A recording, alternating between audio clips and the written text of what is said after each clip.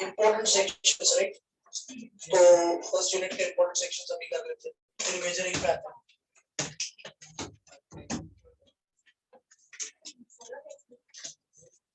ये सेक्शन मुझे पेपर में चाहिए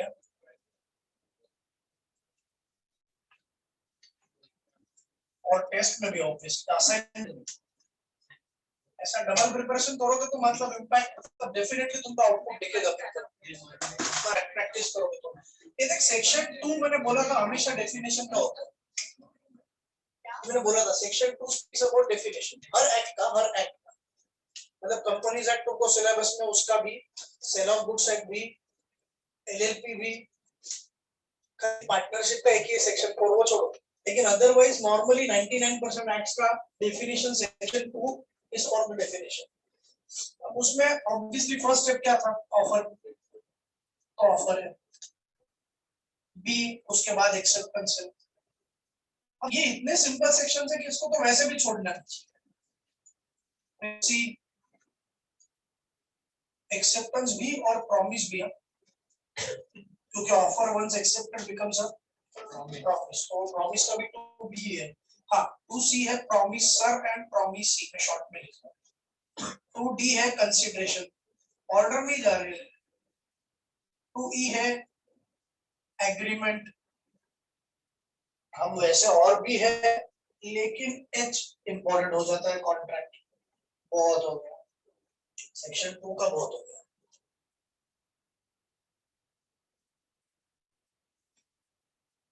अगर तुमको याद है तो सेक्शन 4 था,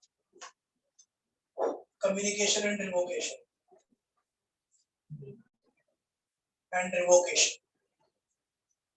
बराबर, फर्स्ट यूनिट का।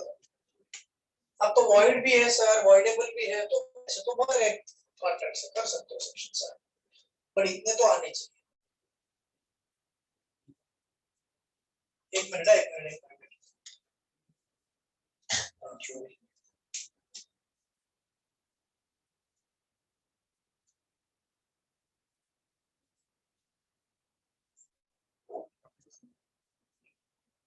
तू जे कर लो, वॉइड कर लो, तू जे कर लो, वॉइड जे प्लीज जे कर लो, क्योंकि जे की जरूरत पड़ेगी वॉइड का, उसके ऊपर क्वेश्चन ज्यादा आते हैं इसलिए। हाँ, फिर कम्युनिकेशन एंड रिवोकेशन जे करना चाहिए, बाकी नहीं बहुत हो गया। फिर सेक्शन 6, अब उसमें क्या है? क्वाज़ी कॉन्ट्रैक्ट 68 टू 72 बराबर। सेक्शन 6 में यूनिट 6 में कौन सा 31 कंटीजेंट है। मैं वापस दे दूंगा सारा लिस्ट, वापस मैं दे दूंगा लिस्ट, लेकिन अभी ये टेस्ट के लिए। और फिर 68 से 72 क्वाज़ी हो गया। और क्या बचा? और कुछ बचा भी नहीं, इसमें खाली एक दो सेक्शन हटा दिए, तो ठीक है उतना तो। अब तो क्या है, लिमिटेड सिलेबस है इसलिए ऐसा लग रहा है कि सारे सेक्शंस हो जाएंगे, बाद में तो पूरा बुक है ना, तो ये इतना बहुत, इसमें बीच में जो जा रहे सेक्शन उनको जाने दो, इग्नोर।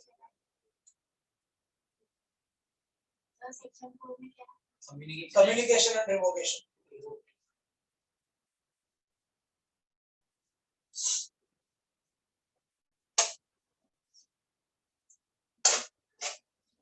इतना बहुत हो गया ना। और ये तो 2 यूनिट्स का है, सेकंड यूनिट भी है, लेकिन सबसे ज्यादा सेक्शंस फर्स्ट यूनिट के। और कंपनीज एक्ट ऐसा है ना, कंपनीज एक्ट उसमें तो मुझे बोलने की जरूरत ही नहीं है, सारे सेक्शंस का ज्यादा नहीं है। फाउंडेशन में छोटा दिया है कंपनी, इंटर में ज्यादा रहेगा डिटेल, और कंपनीज एक्ट में तो मुझे बोलने की जरूरत ही नहीं है, सारे सेक्शंस। इसीलिए तो मैं यहाँ से रिड्यूस करूंगा, पार्टनरशिप में भी रिड्यूस करूंगा, 4-5 सेक्शंस होंगे, सेल ऑफ गुड्स में भी 6-7 सेक्शंस ही होंगे, है बहुत सारे ऑब्वियसली, लेकिन हमको उतने नहीं करना। लेकिन कंपनीज एक्ट में तो बोलना ही मत, सारे सेक्शंस करने। इंटर्म में छोड़ सकते हो, फाउंडेशन के तो सारे सेक्शंस करने, इंटर्म में छोड़ सकते हो, ऑब्वियसली छोड़ोगे। मैं ना बोलूं तो भी इंटर में तुमको छोड़ोगे, इतना सारा 1 to लेके 1 to 148 सेक्शंस है इंटर में, 1 to 148, क्योंकि तुमको कंपनी सेट भी है खाली इंटर में, और भी है। तो पूरा कंपनी सेट तुमको थोड़ा foundation, inter and final divide हो चुका है। टोटल 470 सेक्शंस आते हैं कंपनी सेट।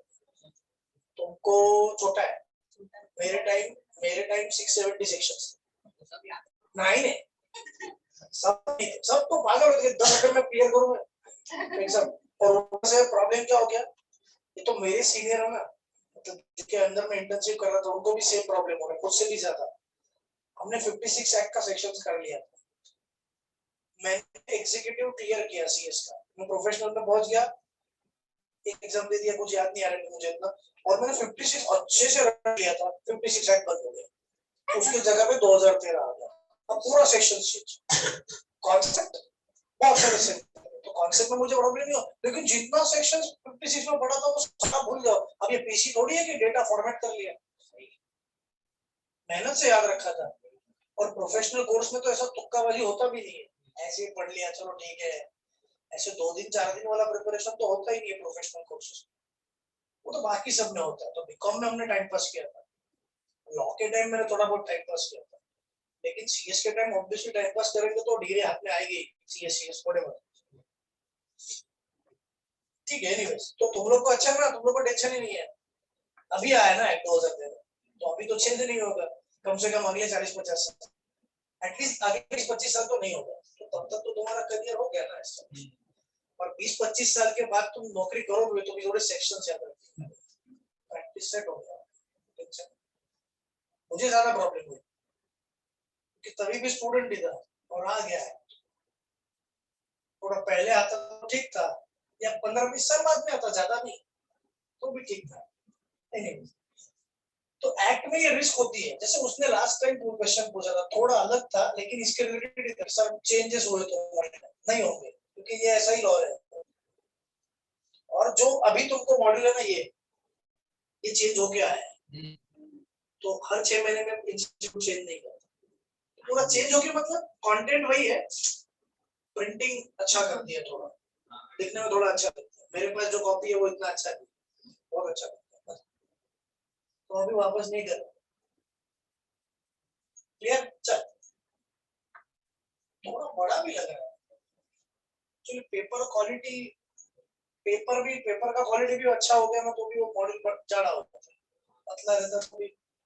anyway, ये क्लियर है क्या सेक्शंस का पार्ट? वेचरिंग एग्रीमेंट पे थे लास्ट लेक्चर। मैच तो बाहर है, हमको पैसा कमाना है, अगर ऐसी बात है तो वेचरिंग है, इसका मतलब पेपर में ऐसा लिखेंगे सर? नहीं, पेपर में नहीं, पर हमको समझना है, और ये इसलिए भी याद रखना है कि we do not have any interest in the event, we are interested only in making money.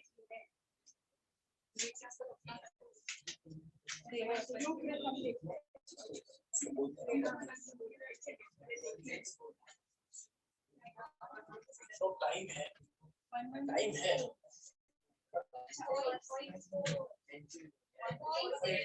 Time है बोलते रहिए तो टाइम लगेगा, मेरा एक्सपीरियंस।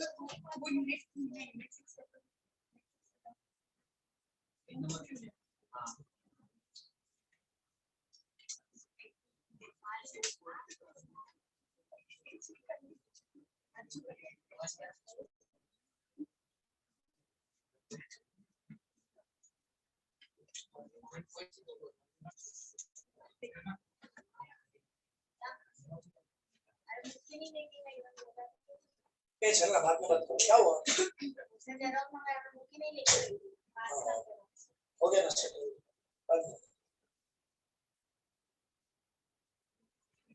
चलिए आगे। 6 यूनिट, अच्छा मेजरिंग। मेजरिंग में कुछ पॉइंट्स ऐसे थे कि जो लास्ट लेक्चर में पॉसिबल नहीं था करना, इस टाइम पे आज के लेक्चर पे पोस्टपोन कर दिया। Speculative transaction, you tell me what is speculation? नहीं सुना कभी वर्ड, इको में वगैरह स्पेक्युलेटिव मोड, हाँ, शेयर मार्केट के लिए जरूरी है share market speculation is general word. अच्छा बोलो, शेयर मार्केट के लिए तो क्या होता है? पता नहीं होता है क्या होने वाला है, फिर भी हम कुछ पैसे लगाते हैं। हाँ तो वी प्रेडिक्ट समथिंग कि आज शेयर खरीद रहा हूँ क्योंकि मुझे ऐसा लग रहा है कि भाव उसका आगे तक बढ़ेगा, वो स्पेकुलेशन।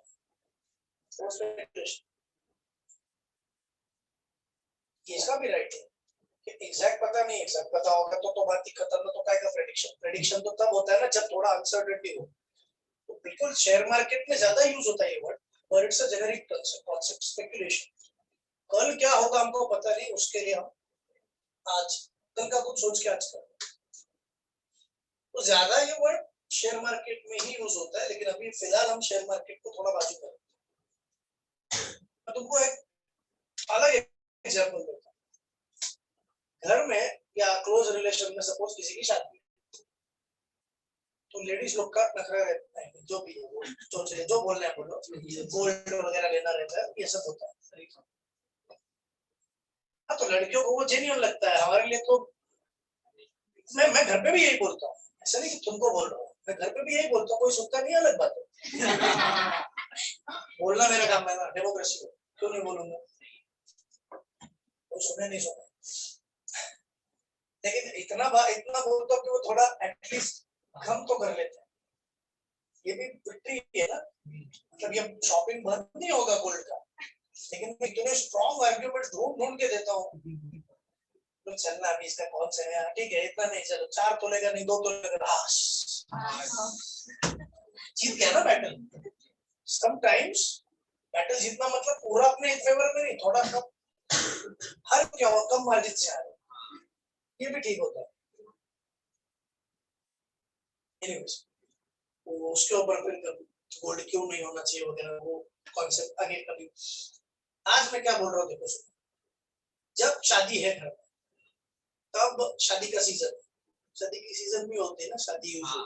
अब शादी के सीजन का अंदाजा लगाओ, गोल्ड का भाव ऊपर जाएगा या नीचे आएगा? ऊपर जाएगा। तो अभी तुम्हारी मम्मी ऑब्वियसली, इतना तो सब में दिमाग होता है, मम्मी लोग का ज्यादा दिमाग होता है इन चीजों में, मार्केट में नहीं, गोल्ड मार्केट में ज्यादा ही होता है। मार्केट में ऑब्वियसली डैड लोग का होता है, शेयर मार्केट, ये जनरल बात कर रहा हूँ, पर्सनली मतलब।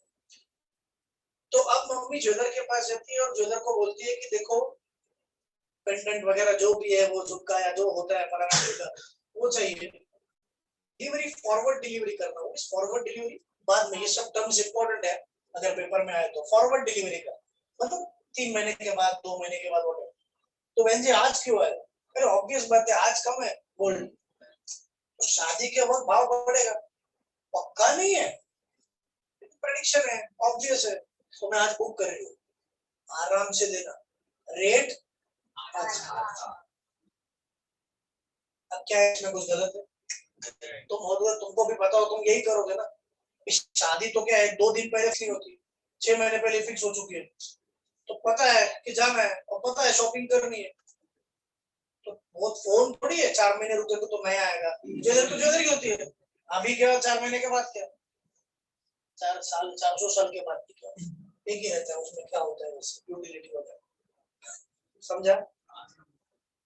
तो मम्मी ने ज्वेलरी बुक की और बाद में भाव बढ़ गया, मम्मी को प्रॉफिट हुआ, इधर में प्रॉफिट हुआ कि अगर मैं पहले अभी बुक करती तो ज्यादा देना पड़ता, तो इसमें क्या गलत है? कुछ भी गलत नहीं। क्या ये वेजरिंग ट्रांजैक्शन है? बिल्कुल नहीं, बिल्कुल नहीं। लेकिन अभी सुनो, अब तुम्हारी मम्मी ऐसी ज्वेलर के पास जाती है, कोई शादी नहीं है, कुछ नहीं करना, ज्वेलर के पास जाके खाली इतना बोलती है क्या भाव क्या चल रहा है गोल्ड का, रोज का ज्वेलर है। तो सपोज, मुझे अभी याद नहीं है आज का गोल्ड का रेट क्या है, सपोज 50,000, सपोज मुझे नहीं पता, अंदाज से भी नहीं पता कि क्या रेट है आज का, पिछले 10-15 दिन का मैं नहीं देखता गोल्ड का। 50,000 सपोज रेट है आज का।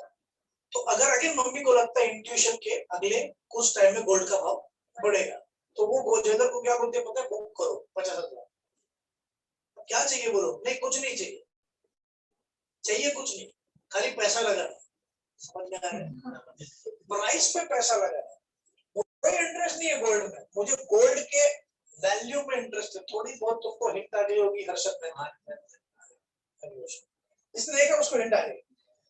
मुझे अपनी कंपनी में कोई इंटरेस्ट नहीं है, वैल्यू में इंटरेस्ट है, ब्रांड वैल्यू में इंटरेस्ट है, मतलब is not interested in the company. देखा जाए ना वो क्या है, वेजरिंग की एक तरीके से। तो मुझे बोर्ड ऑफ डायरेक्टर्स का भी पोस्ट मत देना, ऐसा उधर डायलॉग है, हालांकि वो हम कंपनी साइड पर डिस्कस कर सकते। अब समझ में आ रहा है, हम मम्मी के एग्जांपल पे और आते हैं। तो क्या करेंगे, सिंपल सी बात है, बाद में ज्वेलर को लगता है कि नहीं नहीं नहीं बढ़ेगा, मेरा एक्सपीरियंस है, ये टाइम नहीं बढ़ेगा। हर साल बढ़ता है, हर साल का प्रेडिक्शन राइट हो सकता है, ये टाइम नहीं बढ़ेगा। ये टाइम मार्केट में वोलेटिलिटी चल रहा है, मुझे अंदर से खबर है कि नहीं, पक्का है तुम्हारा अंदर का खबर वगैरह कुछ नहीं है, पक्का 60,000 होगा। देखो देखो एक महीने के अंदर 60,000 टच करेगा यार, 60 नहीं तो 50 के तो ऊपर ही जाएगा। मुझे 50 के ऊपर जाने से मतलब है, 60 हो, 65 हो, 54 हो, अब क्वेश्चन लेना लगी बेट लगी। अब इसमें क्या करने वाली है पता है, 50,000 तो डिसाइड हो चुका है, अब 54 हो गया तो मम्मी को 4,000 मिलेंगे, 46 हो गया तो मम्मी को 4,000 मिलेंगे। Are they interested in gold as a commodity? No, they are interested only in making money. This is a major transaction and gold.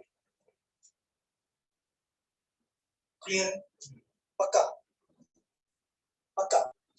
So we need to decide what is the intention of the parties. If their intention is not in the commodity but just to settle the gain or losses वगैरह, तो वो measuring transaction. ये मैं last lecture बोल सकता था लेकिन bouncer जाता है, इसलिए मैंने अभी बोल दिया। कुछ समझा? ओरिजिनल इंटेंशन, अब इंटेंशन क्या है वो तो पता चल गया ना, तुमको भी तो पता चल गया। मम्मी ने बोल दिया ना कि मुझे गोल्ड नहीं चाहिए, मुझे क्या चाहिए, पैसे चाहिए। अच्छा म्यूचुअली डिसाइड होगा ना, ऐसे थोड़ी मम्मी बोलेगी जबरदस्ती नहीं नहीं अभी करना ही पड़ेगा ट्रांजैक्शन। म्यूचुअली डिसाइड होगा, वेजरिंग में लॉ को कोई प्रॉब्लम नहीं है, कुछ लफड़ा हो गया तो हमारे पास आने का नहीं, ये लॉ हो गया, बाकी कुछ तो करो, क्या प्रॉब्लम है, बेटिंग ही है, एक बेटिंग है नहीं है, नहीं नहीं पक्का 50 के ऊपर जाएगा, नीचे आएगा, बेटिंग है।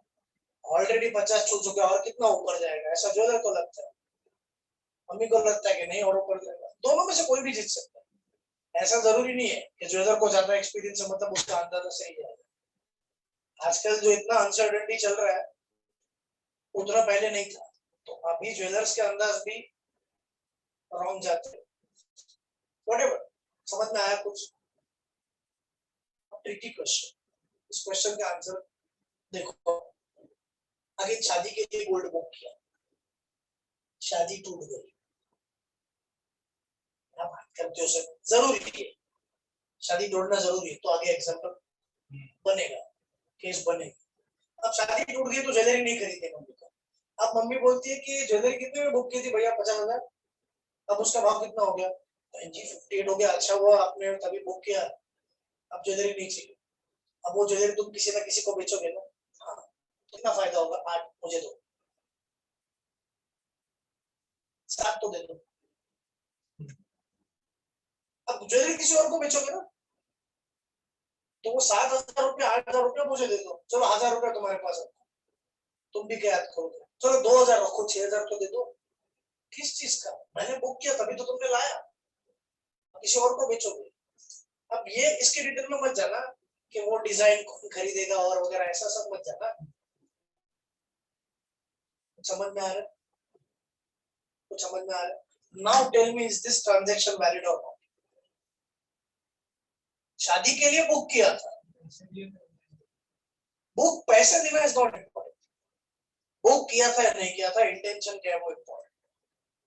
तो शादी तो थी इसलिए बुक किया था, अब बाद में शादी कैंसिल हो गई तो क्या करेंगे, गोल्ड का नहीं खरीदना, तो अब क्या करें, किया बोल दिया कि भाई भाव बढ़ गया ना, वो सेटल कर दे, मुझे 4,000 या 5,000 दे दो, व्हाटएवर, 58 हो गया, 8 मत देना, 4 आप तुम रख लो, 4 मुझे दे दो। बोलो, इज दिस ट्रांजैक्शन वैलिड और वॉइड? वेरी गुड, कैसे valid? Original intention was to deal in commodity. अब ये सेम नहीं, सिमिलर एग्जांपल सीए सीपीटी के बुक में था, अभी नहीं है, लेकिन अगर सीपीटी के बुक में था तो अभी पूछ सकते हैं। तो बिल्कुल पूछ सकते हो, और इससे ज्यादा ट्रिकी क्वेश्चन, लेकिन ये समझने के बाद वो समझ जाओ। जूट बैग्स का वगैरह कुछ था, फॉरवर्ड डिलीवरी बोला था, फॉरवर्ड डिलीवरी मतलब बाद में देना, रेट आज का लगाओ। क्लियर है? अब मैं इसी रिलेटेड दूसरा एग्जांपल बोलता हूँ ताकि वो और अच्छे से क्लियर हो। कुछ 4-5 साल पहले की बात है, मुझे बाइक के लिए टायर लेना था, बाइक का टायर पंचर हो गया था, और हमको तो रगड़ने की आदत रहती है। टायर ऐसी चीज रहती है तो जब तक एकदम जरूरत ना पड़े तब तक कोई रिप्लेस नहीं करता। तो कुछ सपोज पकड़ लो, कुछ अप्रैल में वगैरह ऐसा कुछ महीना चल रहा था, पंचर बहुत बार हो गया था, तो मैंने टायर वाले को बोला जो मेरा दोस्त भी है, क्या करे अभी, टायर रिप्लेस करे या नहीं करे? कर ले रिप्लेस, वैसे भी अभी टायर की हालत खराब हो चुकी है, कितना चलाएगा? और चल जाएगा, लेकिन और कितना चलेगा?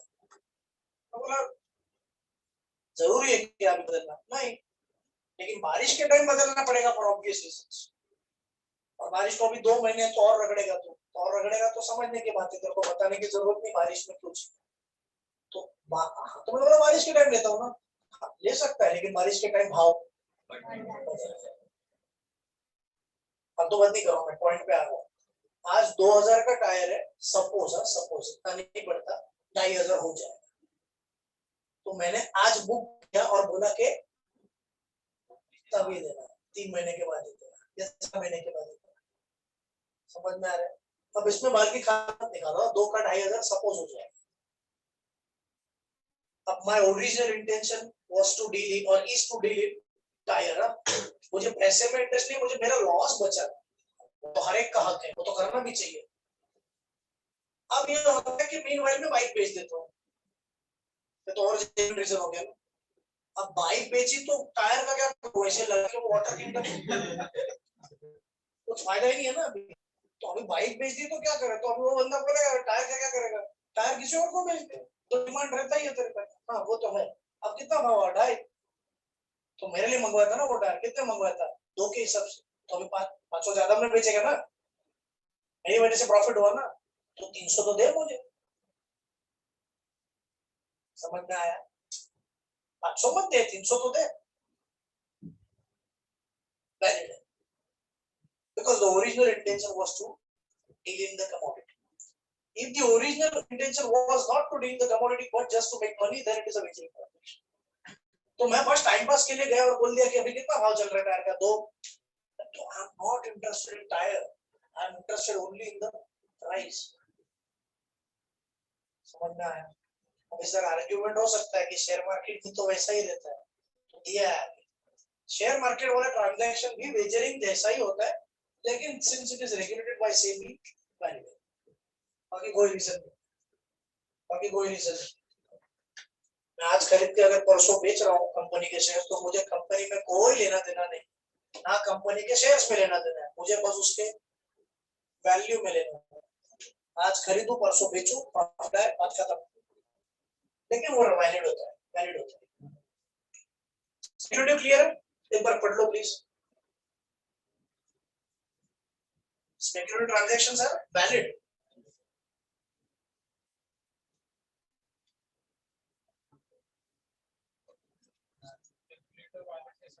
वैलिड है, और इतना तो समझा मैंने। आज बुक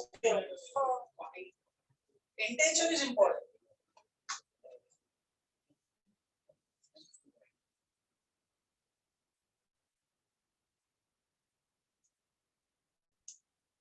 बाद में पढ़ लेना।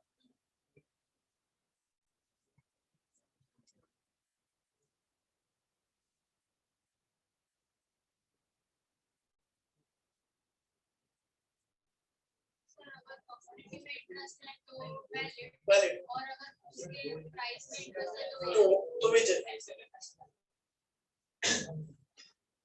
लेकिन सुन, अगर ये कर रहे हो ना इसके थ्रू, ये सुना है कमोडिटी एक्सचेंज, स्टॉक एक्सचेंज होता है वैसे कमोडिटी एक्सचेंज होता है, which is also regulated by SEBI. नहीं समझा? दाल चावल मसाले वगैरह इसमें होता है ट्रेडिंग, और ट्रेडिंग मतलब दाल चावल खरीदते नहीं है, उसके भाव में ट्रेडिंग होता है, वो अलाउड है if it is regulated by the government, otherwise कुछ समझा? अब तो एक बात समझो, वहां पे भी दिया है सेंसेक्स अगेन मैं नंबर भूल जाता हूँ। सेंसेक्स आज एक पर्टिकुलर फिगर का है 38,000 40,000 वगैरह। मैं सेंसेक्स को कभी नहीं देखता, मैं इंडिविजुअल शेयर्स को देखता हूँ। वो अलग बात है। 38,000 सपोज सेंसेक्स, मुझे लग रहा है कि सेंसेक्स बढ़ेगा और मैंने इसके साथ बेटिंग की। इसको लगता है नीचे गिरेगा, मुझे लगता है ऊपर जाएगा। हमने आपस में बेटिंग किया, बोलो वेजरिंग या वैलिड? वेजरिंग है। समझ में आया? हमने अगर शेयर्स में पैसा लगाया तो वैलिड है। उस दिन में वैसा एक ट्रांजैक्शन दिया, वेजरिंग बोला है। उस पॉइंट में नहीं, किसी दूसरे पॉइंट में बोला है कि सेंसेक्स के ऊपर बेटिंग किया, वो भी वॉइड है, वो भी वॉइड है। ट्रेडिंग करोगे तो चलेगा। अगर तुम शेयर्स खरीदते हो ना, ये भी तुम खरीदते हो। कमोडिटी एक्सचेंज में ऐसा होता है ना कि तुम खरीदोगे दाल चावल, डायमंड, जूट वगैरह, बहुत सारी चीजें होगी, फिजिकली नहीं मिलती, उसमें ट्रेडिंग होता है। क्या उसके भाव वैलिड है इफ इट इज रेगुलेटेड। तो वो लोग अगर देखेंगे ना कि commodity exchange regulated commodity exchange, तो वैलिड। लेकिन ऐसे ही हम लोग दाल चावल पे लगा है, वो लेजर कांदे का भाव बढ़ेगा देगा, ऐसा थोड़ी होता है। तो वेजरिंग होता है, कमोडिटी एक्सचेंज होती है, होता है। फॉरेन एक्सचेंज, कमोडिटी एक्सचेंज, ये दो मार्केट है। शेयर मार्केट सबको पता है, क्रिप्टो करेंसी सब सुन चुके हैं, फिल्म हो चुका है आजकल एकदम। अब पिक्चर बनना बाकी है खाली उसके ऊपर। सबको पता है ना क्रिप्टो करेंसी। लेकिन कमोडिटी एक्सचेंज बहुत सालों से तो भी नहीं पता। कुछ चीजें ऐसी फेमस हो जाती है। कमोडिटी एक्सचेंज बहुत सालों से, फॉरेन एक्सचेंज मार्केट सालों से। फॉरेन एक्सचेंज में इन्वेस्टमेंट करते हैं। इसको सिंपल वर्ड्स में अगर समझे तो $1 इक्वल्स टू 74। तो अब मैंने डॉलर खरीदे तो, और बाद में रुपये का वैल्यू और नीचे गिरा तो मुझे फायदा हुआ, मैंने बेच दिए, पैसा कमाया। लॉस हुआ तो वही होता है जैसे शेयर्स में होता है वैसे। इतना सिंपल नहीं है फॉरेक्स मार्केट, मैंने अभी तक गया नहीं हूँ, लेकिन शेयर्स जैसा ही। Again we are not interested in dollar और rupees, I am interested only making money out of the exchange rate fluctuation. Again, it is valid because it is regulated by RBI. SEBI नहीं, RBI. RBI. अब being professional student सबको पता होना चाहिए, इधर नहीं है। लेकिन किसी एग्जाम्पल में, किसी कॉन्टेक्स्ट में वो लोग पूछ लेंगे और तुमको पता ही नहीं कि ऐसा कुछ होता है, तो खत्म ना रहे। जैसे मैंने ड्रग्स के बारे में 2 एग्जाम्पल दिए थे, तो अगर पता ही नहीं है तो उनको तो तुम लिखोगे क्या आंसर? हाँ ऐसा ऐसा हमको नहीं पता था, नार्को मैं क्या कर सकता हूँ उसमें, तुमको पता नहीं है तो। हमको मर्डर क्या है वही, एक्सटॉर्शन क्या है वही नहीं पता। अब तुमको एक्सटॉर्शन का मीनिंग नहीं पता तो तुम लिखोगे क्या आंसर? तो ये बेसिक वर्ड्स तुमको पता होनी चाहिए। You should know commodity exchange, you should know forex, foreign exchange market. अगर आ गया तो वो मेजरिंग नहीं है। लेकिन ऐसा बोला कि मिस्टर ए और मिस्टर बी के, सॉरी मिस बी के बीच में ट्रांजैक्शन हो रहा है कि फॉरेन एक्सचेंज रेट के ऊपर, तो मेजरिंग। क्लियर? अच्छा पढ़ो। स्पेक्युलेटिव में डाउट है? अच्छा एज इट इज लिखना है? नहीं, स्पेक्युलेटिव ट्रांजैक्शंस आर वैलिड। जिसमें प्राइस में इनका स्पेक्युलेटिव हुआ। हाँ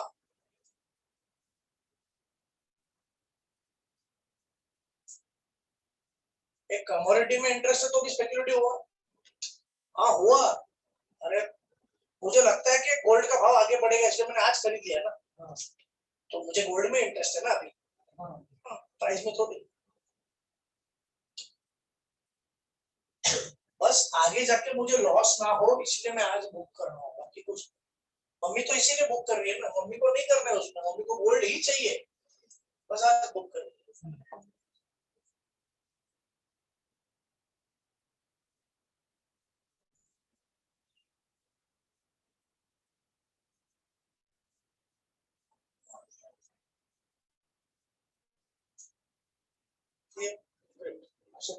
नेक्स्ट पॉइंट क्या दिया हेडिंग में?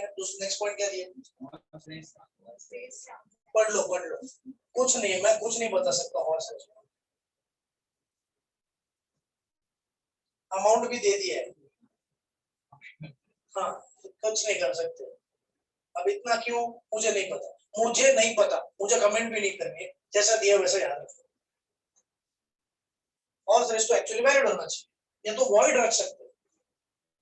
लेकिन एक्चुअली वैलिड होता है because it is regulated by government और नहीं तो देंगे ही नहीं पैसा, जब भागो नहीं देते जाते। तो एक अप्रोच ये कि मुंबई और गुजरात में लीगल है मेजरिंग थोड़ा बहुत और बाकी जगह पे इलीगल है। सीएस इंस्टीट्यूट उल्टा बोलता है, वो बोलता है मुंबई में इलीगल है बाकी इंडिया में खाली वॉइड है, ऐसा सीएस इंस्टीट्यूट बोलता है। कोई दूसरे बुक में ऐसा दिया खाली, क्योंकि राजकोट में आई गेस रेस कोर्स है, राजकोट में रेस कोर्स है और मुंबई में रेस कोर्स है, तो दो जगह पे वैलिड होना चाहिए और बाकी पूरे जगह पे। लेकिन सीए इंस्टीट्यूट ने इसके ऊपर कमेंट नहीं किया, तुम भी कमेंट नहीं करो तो अच्छा। तो रेस कोर्स और किधर नहीं है, दो जगह पे है।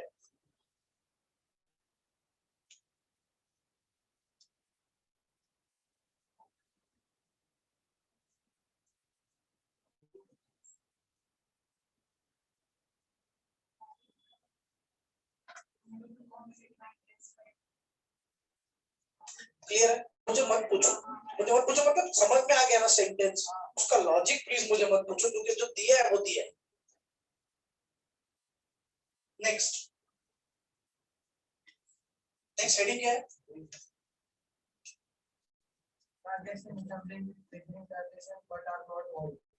हाँ, transaction similar to wagering transaction but not void, मतलब वैलिड है। फर्स्ट क्या दिया? चिट फंड सुना, फिर हेरा फेरी, लक्ष्मी। तो इलीगल होता है नहीं, चिट फंड वैलिड है, चिट फंड वैलिड है। वो फिर हेरा फेरी वाला सीएचआईटी नहीं था, वो सीएचईएटी था, वो अलाउड हो सकता है। वो वैलिड, वो भी देख ना। अभी बात समझो, बैंक वालों ने पैसा ले लिया तुमसे और भाग गए, तो क्या बैंकिंग सिस्टम इलीगल हो गया क्या? नहीं। तो चिट फंड्स इलीगल नहीं है। कुछ लोग और बहुत सारे, अभी रिसेंटली एक चिट फंड का स्कैम हुआ था वेस्ट बंगाल में या साउथ में, मुझे स्टेट याद नहीं आ रही, लेकिन हुआ था, बहुत बड़ा स्कैम हुआ था चिट फंड्स का। लोग पैसा लेके भाग गए, कुछ लोग, बहुत सारे लोगों। ऐसे सब लोग लगाते क्यों है? इतना पैसे के लालच में। इतना फिल्मी नहीं होता जितना फिर में देखा है, क्योंकि वो मूवी चाइल्डिश है टोटल, कॉमेडी भी नहीं बोल सकते, चाइल्डिश है, ऐसा नहीं होता। और डबल वगैरह ना लोग फंसते हैं, तुम भी फंस सकते हो। कैसे पता है? एक तो उनके पास सुपर कन्विंसिंग स्ट्रेटजी होता है, वो बिपाशा बसु जैसे कन्विंस करते हैं वैसा नहीं करते, बहुत सिस्टमेटिकली कन्विंस करते हैं। फिर भी तुम भरोसा नहीं करोगे, 1.5 गुना 2 गुना अगर कोई बोले तो तुम भरोसा नहीं करो, इतना कैसे रिटर्न मिल सकता है, थोड़ी पागल बैठे। लेकिन उनमें लालच तो जागता है ना, उसको पूरा रोक भी नहीं सकते। तो तुम बोलते हम छोटी सी अमाउंट लगाए क्या, उसने दिखा है नहीं, मैं बोलूंगा अगर मैं रहूंगा बोलूंगा हाँ बिल्कुल लगा सकते हो। कितना लगाना? मिनिमम 1,000-2,000 रुपए तो लगाना पड़ेगा। हाँ वो लगा देंगे, मैं 2,000 रुपए लगाता हूँ, ओके, तो वो जाएगा तो तुम्हारा इतना नुकसान नहीं है, तो तुम रिस्क ले लेते हो। क्या होगा, 2,000 का चला जाएगा, ठीक है, रह सकते हैं। लेकिन अगर मिला तो 4 मिलेगा, ये भी पता चले तो पत्थर मार के देख रहे हैं, पत्थर खाली मार के देख रहे हैं। तो तुमने 2,000 दिया, मैंने 4,000 रिटर्न किया, ईमानदारी टाइम के पहले। अभी ऑब्वियसली मैंने मेरे जेब से दिया, this is investment for me, तो 4,000 दिया। बाद में तुमने 10,000 लगाया, मैंने 20,000 दिया, थोड़ा और भरोसा आ गया। अब बाद में तुम 50,000 रखोगे, मैंने 1,00,000 भी दिया, कैपिटल लेके बैठा हूं मैं बहुत सारा इसके ऊपर। अब तुम समझ गए कि यार ये तो जबरदस्त लॉटरी लगी हमको, अब मैं 10,00,000 रुपए लगाऊंगा, आगे लगे अब वापस दूंगा, चलो। ऐसा थोड़ी होता है कि 10-15 दिन में वो लोग दुकान बंद कर देंगे, नहीं नहीं, बहुत बड़े पीरियड की लगती है। मैं जब छोटा था तब मैंने ये सीन सुने थे, और हम लोग, हमारे रिलेटिव, मेरे रिलेटिव भी इसमें फंस गए थे। उन्होंने पैसा नहीं लिया था लेकिन वो उसमें थे, तो उनको भी पकड़ा गया और एक आध साल जेल में थे। फिर बाद में छूटे, पुलिस कस्टडी में थे, फिर बाद में छूट गया, मतलब बाइज्जत बरी होके छूटे, लेकिन एक आध साल उसमें गया, उसमें कस्टडी में। फिर उनको जॉब भी वापस मिल गई जो गई थी वगैरह, कॉम्पेंसेशन मिला, अलग बात है। तो समझ में आ रहा है? तो चिट फंड्स अलाउड है, फिर हेराफेरी अलग कॉन्सेप्ट है, और वो भी अलाउड होता है। और एक स्कैम में ऐसा हुआ था ना, ये वाला नहीं, एक स्कैम मैंने सुना था, उसमें ऐसा हुआ था कि जैसे फिर हेराफेरी हुआ वैसे ही समझो, तुम गए दुकान में, दुकान बंद है, तुमको पता चल गया कि लोग फोन नहीं लग रहा, मतलब फ्रॉड निकले, तो तुम किधर जाओगे? पहला हाँ वो हाँ गाना वगैरह सुनने नहीं जाओगे, पुलिस में जाओगे, पुलिस स्टेशन में तुमने रिपोर्ट लिखाने गए तो तुम रिसीट लेके जाओगे, ऑब्वियसली लिखने का सवाल है, लिखा तो कुछ ना कुछ लिख के तो दिया होगा ना, लिखा पढ़ी दोगे तो पुलिस पहले क्या बोलेगा पता है, आपने रिसीट पढ़ी, तो क्या हुआ, देख बराबर है आपने 25 लाख रुपए दिया ना, 25 लाख का रिसीट है लेकिन नीचे डोनेशन लिखा है पता, अब तुमने डोनेशन दिया तो हम क्या कर सकते हैं, तो वो छोटे अक्षर में लिखा है, तुम दिमाग तो ठीक है ना तुम्हारा, अगर तुमने डोनेशन पे साइन किया है तो अब इसमें हम क्या कर सकते हैं, अरे डोनेशन मतलब वैसे भी भूल जाने के लिए होता है, तो तुम अभी बोल रहे हो कि डोनेशन में फ्रॉड किया है, ऐसा थोड़ी फ्रॉड होता है, तो डोनेशन का रिसीट है, फिर भी ढूंढने की कोशिश करेंगे लेकिन पैसा क्या सकते हैं, पैसा नहीं मिलेगा वापस, लीगली गलती तुम्हारी भी है, तो तुम जा सकते हो, हम लोग कंप्लेंट रजिस्टर करेंगे, लेकिन हम तुमको बोल रहे हैं कि ये डोनेशन का रिसीट और कुछ, और तुमने कभी सोचा ही नहीं कि रिसीट पड़े, सब रिसीट पे था, उस स्कैम में था, सारे रिसीट में डोनेशन डोनेशन दिया, मतलब एक ट्रस्ट है जिसको तुमने डोनेशन दिया, और इसके पहले तुमको डॉलर मिला था, इसलिए तुमने तभी दिमाग में ही चल, पहले रिसीट अलग होगी रे, पांचवे छठे रिसीट में मैंने झोल किया होगा, अब मैं थोड़ी यार, मुझे भी पता है कि आप लोग तो काफी पढ़े लिखे हो चुके हैं, तो मैं सिस्टमेटिकली लूटूंगा रे, ऐसे ही आके आओ लगाओ पैसे, रिस्क तो होती है ना, एक शाना मिल गया तो बिजनेस खत्म ना मेरा, पागल लोगों की कमी नहीं है, लेकिन उसमें एक पता नहीं चलता, तो वो एक शाना ना मेरा दुकान बंद कर देगा, जेल में भेज देगा मेरा, तो मुझे बहुत सोच समझ के कदम रखना पड़ेगा, 90s में बहुत ज्यादा हुआ था, लोग पैसे लेके भाग जाते थे, फिर उसको रेगुलेशन आए तो chit funds are allowed, DC पता है, डीसी होता है, डीसी लेडीज लोग खेलते, बीसी बोलते हैं, बीसी बीसी ना बीसी, हाँ ऐसा ही कुछ बोलते हैं, बीसी बीसी मुझे भी नहीं पता, मैंने नहीं लगाया, पर लेडीज लोग करते हैं, महिला मंडल का ग्रुप होता है और आपस में वो लोग कंट्रीब्यूट करते हैं थोड़ा थोड़ा, और जिसकी चिट पहले निकलती है, ये चिट फंड जैसा है, चिट पहले निकलती है उसको मिल जाता है विद इंटरेस्ट, उसका चिट निकाल देगा वापस, कुछ नहीं फुल हाउस भी मिलेगा, तो तेरा हो गया, तेरे को पहले मिल गया, अब बाकी लेडीज में खेलो, तो ये किधर इलीगल होगा, ये अलाउड है, ये चिट फंड से एक तरीके से लगाते हैं, मतलब तुम्हारी मम्मी लगाती होगी या नहीं पता नहीं, लेकिन बहुत मम्मियां, मम्मियां ठीक है, मम्मियां लगाती है,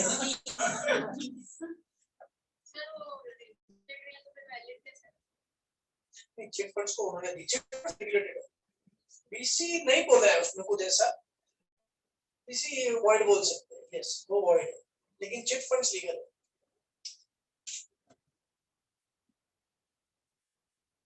चल आगे बढ़े, म्यूचुअल ट्रस्ट पे डिपेंड होता है ना वो, आप एक दूसरे पे भरोसा है, इसलिए कोर्ट में तो वैसे भी कौन जाएगा, और बड़ी अमाउंट भी नहीं होती, वो जो अपना सेविंग्स होता है हाउस वाइफ का, वो वहां पे लगाते हैं, अब ये सेविंग्स सारा थोड़ी लगाएंगे, वो थोड़ा करके बाकी लगाएंगे तो अमाउंट छोटी रहती है, तो अगर जाएगा भी तो भी भाई भगवान में रास्ते पे आ गए, ऐसा नहीं, ऐसा ठीक है, नुकसान हो गया, उतना तो रिस्क लेना ही पड़ेगा, रिस्क है तो एनीवे, चलो आगे बढ़ते हैं, commercial transactions or share market transactions. तो they are legal but they are like wagering, मैंने पहले भी बोला, because we are normally we are not interested in the company, we are interested in the share price, not share price, हमको तो dividend में भी लेना देना नहीं होता, हमारे डिविडेंड में कैसे लेना देना नहीं होगा, 1 रुपए का फेस वैल्यू है, शेयर का भाव 700 रुपया है, होता है इतने ऊपर जाता है, 1 रुपया फेस वैल्यू है, शेयर का वैल्यू, बड़ी कंपनी है 700 रुपया है, डिविडेंड 1 रुपए में मिलेगा, 200 टका भी डिविडेंड दिया तो भी कितना मिलेगा, 2 रुपया, तुम 2 रुपए डिविडेंड के लिए शेयर खरीदोगे, किसके लिए खरीदोगे, वैल्यू अप्रिसिएशन, तो you are not interested in shares और डिविडेंड और कंपनी है, रिटर्न देगा ज्यादा तो वो, अब तो कल गवर्नमेंट ने स्कीम लाया, एजीआर मतलब एडजस्टेड ग्रॉस रेवेन्यू होता है टेलीकॉम कंपनी से, वो एडजस्ट कर दिया और थोड़ा कंसेशन दे दिया, इसका फायदा वोडाफोन आइडिया को होगा, एयरटेल को होगा और जियो को भी होगा, समझना है, नेक्स्ट डे पे वोडाफोन आइडिया का शेयर बढ़ गया, उसके 10 मिनट पहले मैंने खरीद लिया। नजर रहनी चाहिए। अब मैंने 15 दिन पहले मार्केट स्टार्ट किया है, मैंने मार्केट में नहीं लगाया पैसा कि मुझे वो टेंशन नहीं चाहिए। उसके पहले तो कमिटमेंट्स थी, पैसा बचता ही नहीं था, खर्चे थे यार, बहुत कंजूसी कर ली। अभी 3-4 साल खर्चे करेंगे तो उसमें लगा दिए। खर्चा अपनी एक मजा रहता है खर्चे का। फिर उसके बाद कमिटमेंट्स आ गए, फिर उसके बाद जाने दो। तो अभी डिसाइड किया 15 दिन के अंदर, what I am trying to say 15 दिन में डिसाइड किया। और तभी जब डिसाइड किया, डैड कब से पीछे लगे कि भाई मार्केट में कब लगाएगा, कब लगाएगा, कब लगाएगा, खरीद से बताएगा। नहीं, अभी टाइम नहीं है। अभी अंदर से इनर वॉइस बोलते हैं ना, वो नहीं है तब से सब पॉजिटिव। और मतलब ऐसा राम भरोसे नहीं लगा, कोई न्यूज आती है तो उसको कोरिलेट करते हैं। For example, Reliance just direct purchase कर रहा है, न्यूज है, अभी तक नेगोशिएशन चल रहा है। अब नेगोशिएशन चल रहा है मतलब परचेज होने वाला है ना, तो परचेज होगा तो और बढ़ेगा, उसके बाद भी बढ़ेगा, थोड़ा बढ़ेगा और बढ़ने वाला है, खरीद लो। अभी भी थोड़ा ऊपर नीचे चल रहा है, तब ऐसा नीचे नहीं जाएगा, पक्का ऊपर जाएगा, खरीद लिया। और एक कंपनी में थोड़ी घुसा के बैठे पूरा कैपिटल, सारे कंपनी जिनका न्यूज आता है पॉजिटिव, लग रहा है कि ये पॉजिटिव है, लग रहा है। अब मुझे भी फ्यूचर ऑप्शन वगैरह भी होता है उसमें, वो सब मुझे नहीं चाहिए, क्योंकि फिर फुल टाइम उधर ही बैठना पड़ेगा। मेरे डैड करते हैं, रिटायर्ड पर्सन, तो उनका बस वही रहता है चालू। और मैं बस एक आध बार आके बोल देता हूँ कि कल एक कंपनी का भाव सबसे नीचे बंद हो गया था, तो आज उसका भाव ऊपर जाने का पूरा चांस है, लगा देते हैं और लग जाते। अब वो पिछले 15 साल से 20 साल से ट्रेडिंग कर रहे, मैं अभी आया हूँ और मैंने 4 स्टॉक सिलेक्ट किए, चारों के चारों पॉजिटिव। नेगेटिव भी हो सकते हैं लेकिन सिस्टमेटिक। मैं इनडायरेक्टली क्या बोल रहा हूँ कि तुम भी ये चीज टाइम बचे स्पेयर टाइम में तो करो, पैसे नहीं लगाने को बोल रहा हूँ, ऑब्जर्व करो। क्योंकि तुम बाद में फील्ड कौन से भी पकड़ लो, तो सीए करना है तुमने डिसाइड कर लिया, अब कुछ नहीं हो सकता। लेकिन अगर तुम, मैं तो कॉमर्स बाकी लोगों को बोलता हूँ, तुम अगर बाद में 12th के बाद अगर मॉडलिंग करोगे जिसका कोई लेना देना नहीं, मास्टर्स को सॉरी मास मीडिया करोगे, कोई लेना देना नहीं, तो भी पैसा बढ़ाने के लिए किधर लगाओगे, मार्केट में। तो अभी से सीखो। अब पेरेंट्स नहीं बताएंगे अनफॉर्चुनेटली, मुझे भी नहीं पता, अभी भी नहीं पता था ज्यादा क्या करते हो पता नहीं। बार बार ऐसे पूछेंगे, ऐसे ऐसे ऐसे बार बार कर, तो फिर थोड़ा सा ज्ञान प्रकट होगा, वो भी मुश्किल से। समझ में आ रहा है? तो तुमको ही एफर्ट्स करने पड़ेंगे, unless and your parents are very cooperative. Usually क्या बोलते हैं कि नहीं तो अभी पढ़ाई पे ध्यान दे, पढ़ाई पे ध्यान देना है ना, कौन ना बोल रहा है, लेकिन फालतू टाइम में जब गेम खेलते हैं वो टाइम यहाँ पे लगा। I know game is a stress buster, मैं खुद गेमर हूँ, मैं पबजी नहीं खेलता, लेकिन गेम्स खेलता हूँ, डर के ठीक ठाक गेम्स खेल लेता हूँ, और वो स्ट्रेस बस्टर होता है, उसके अपनी वैल्यू है, बिल्कुल मैं मानता हूँ, बाकी कोई माने नहीं माने। लेकिन वो टाइम कट करके थोड़ा 2-3 कम, अच्छा यूट्यूब पे दिख गया वीडियो कि ये कंपनी, हम तुमको लगता है कि इट्स अ पॉजिटिव न्यूज, तो तब इमीडिएटली गूगल पे सर्च कर लेना भाव क्या है, नोट कर लेना। और ऐसा असमझना कि तुमने उस कंपनी के 15 शेयर्स खरीद लिए, समझना, खाली समझना है, तो बाद में ऊपर गया तो प्रॉफिट आया। और ऐसा अंदाजा अगर तुमको 10 में से 8 बार राइट जा रहा है, तो इसका मतलब तुम्हारा डायरेक्शन करेक्ट है ना। तो जब पैसा आएगा इन्वेस्ट करने के लिए तो रिस्क कम होगा ना रे। आज तब रिस्क ज्यादा होगा अगर अभी नहीं करोगे तो अभी बस दिन का 5-10 मिनट जाता है, उससे ज्यादा नहीं जाता, दिन का 5-10 मिनट जो तुमको न्यूज मिले तो। और ये तो तुमको बताने की जरूरत नहीं है कि यूट्यूब पे एक आध वीडियो देखा तुमने एक टाइप का, तो तुमको सिमिलर वीडियोस आते रहते, ये मुझे बताने की जरूरत नहीं है, तो तुमको अच्छे से पता है, सबको पता है सिमिलर वीडियोस आते रहेंगे। और कौन सा कि रोज करना है, नहीं रोज नहीं करना है, बिल्कुल नहीं करना, आराम से उन्हें लिख लेना डायरी में वगैरह के तरह, और फिर एक महीने में देख लेना कि कितना। रोज रोज देखोगे तो मजा नहीं आता, वो कभी ऊपर कभी नीचे, आज प्रॉफिट हुआ कल लॉस हुआ, ऐसा नहीं आता।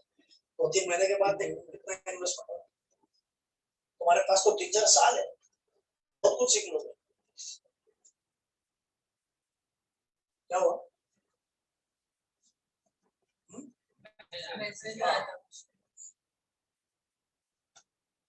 ओके, एनीवेज टॉपिक निकला इसलिए बोल दिया। और मेरे हिसाब से जरूरी था बोलना, कोई कंपल्शन नहीं है। मैं क्रिप्टो करेंसी नहीं बोल रहा हूँ, मैं खाली शेयर मार्केट को वो भी ऑब्जर्व करने को बोल रहा हूँ। पैसा 1 रुपया भी लगाने को नहीं बोल रहा हूँ। तो तुम कमाओगे तब तुम सोचो। आफ्टर फादर या मदर के पैसा मिले तो भी तुम मार्केट में नहीं लगाने, तुम अभी से प्रैक्टिस कर सकते हो, ऑब्जर्वर बन सकते हो, जो मेरे हिसाब से ठीक रहेगा। आई गेस एनएमबीटी में कॉन्टेस्ट भी होते थे।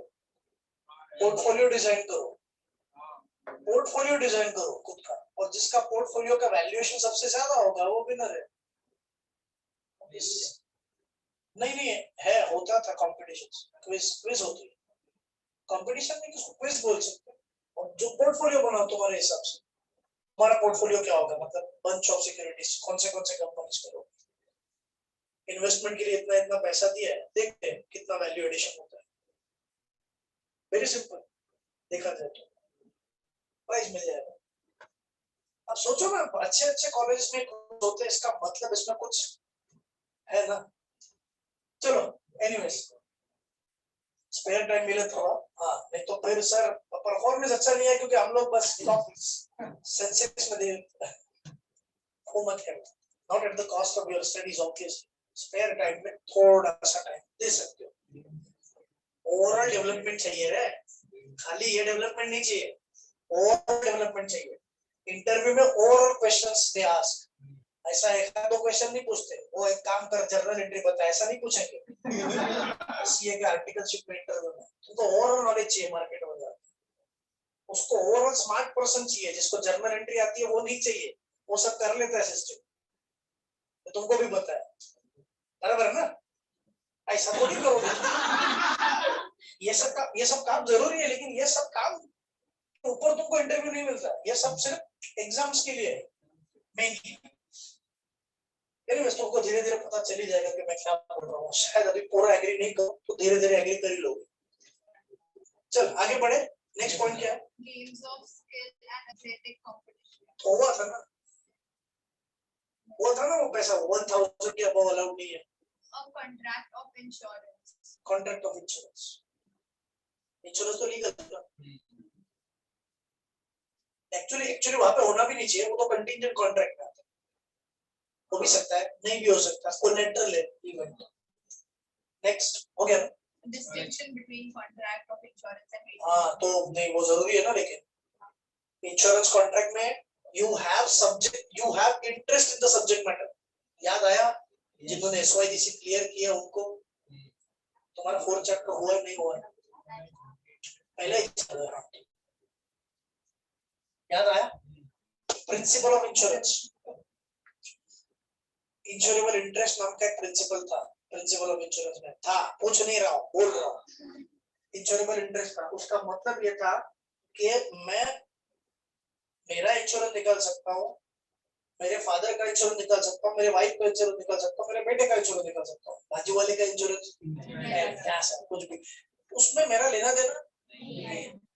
तो इंश्योरेंस का वही प्राइम कंडीशन है कि जो सब्जेक्ट मैटर है, जिस चीज का तुम इंश्योरेंस निकाल रहे हो उसमें तुम्हारा लेना देना होना चाहिए। कोलैटरल इवेंट होता है, मेजरिंग में तो कोई लेना देना होता नहीं। मेजरिंग व्हाट है, इंश्योरेंस कॉन्ट्रैक्ट वैलिड है। पढ़ो एक एक पॉइंट्स। फर्स्ट पॉइंट क्या दिया? मीनिंग है ना, मीनिंग तो मैं नहीं बताऊंगा, वो तो सिंपल है। सेकंड क्या दिया? कंसीडरेशन। हाँ तो इंश्योरेंस में है, मेजरिंग में नहीं है, वन साइडेड होता है।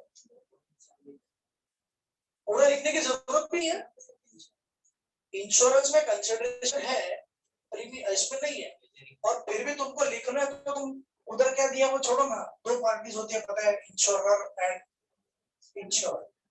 याद है कुछ? यस। यहां से प्रीमियम और यहां से प्रॉमिस टू कॉम्पेंसेट, ये समझा? नहीं दिख रहा है?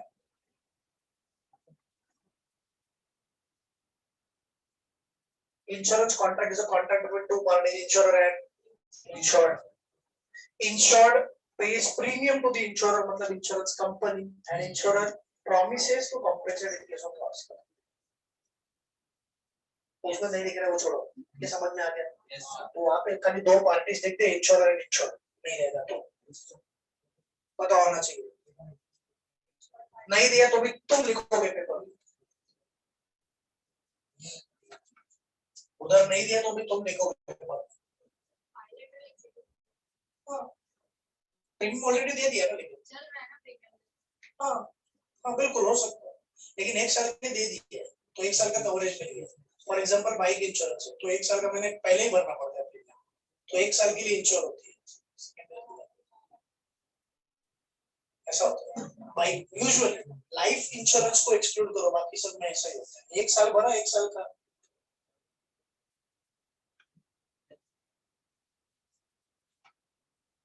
क्लियर है? बाकी सारे पॉइंट्स चेक करो, कुछ डाउट है क्या?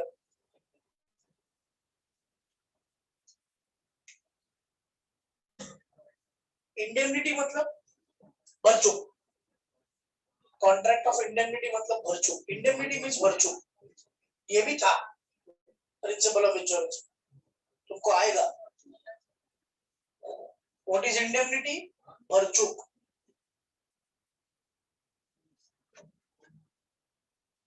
चलो भाई वो वापस रिवाइज कर लेते हैं क्योंकि जरूरी है। SYGC भले अभी नहीं है, और चैप्टर आने वाला है, तब तो अच्छा हो ही जाएगा। आज ये क्वेश्चन करके खत्म करेंगे, इसके आगे तो नहीं जाएगा ऑब्वियसली। ध्यान दे क्या, इंडेमनिटी नाम का एक प्रिंसिपल है इंश्योरेंस, जिसका मतलब ये है इंडेमनिटी मतलब कॉम्पेंसेशन, और अगर तुमको याद है तो बोला था कॉम्पेंसेशन अमाउंट इक्वल्स टू, याद आ रहा है? कुछ याद आ रहा है?